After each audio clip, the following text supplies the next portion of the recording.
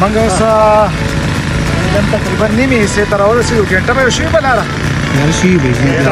دا زمونږ کروزر یې دلته ونیسه، دا په دې باندې راخوشي په دې روډ کار کېږي او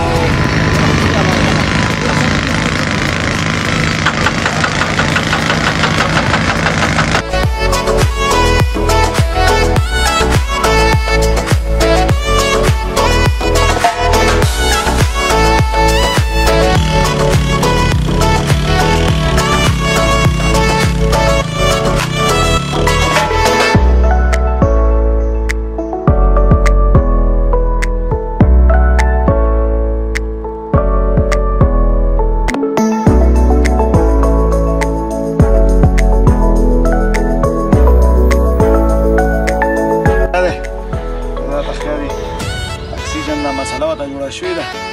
ګورو چې دماغ ورته لاړ شي خلکو ته زور اغستی دی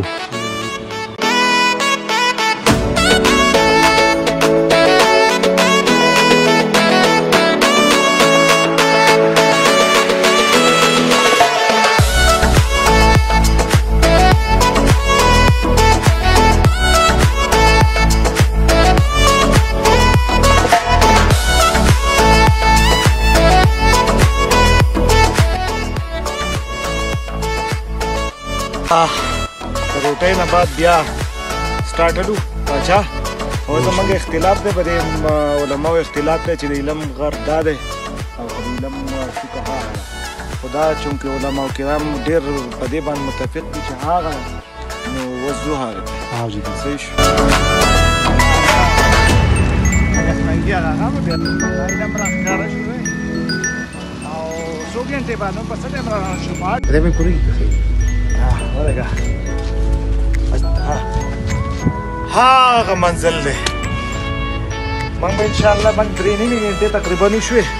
په لاره باندې او دا د علم څوکه راښکاره شوه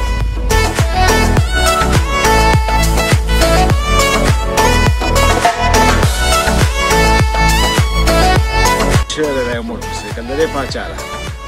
په دې ځای مقامي خلک راته وایي چې یاره واپس سوات ته خو نه شو تللی خو دا اوس موږ بونیر طرف ته روان شو دې طرف په کوم کلي ته ځو دا چړ کلي ته به اوس په دې طرف ځو دا دې پکې خیر واچوم دا یو کوچنکا دی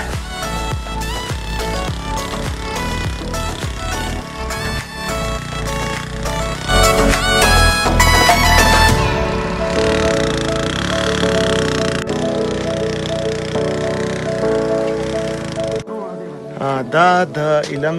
بالکل سر دی او دلته سره ښکلی وادي غونته ده ښکلی کلی دی او دلته موږ ته راورسېدو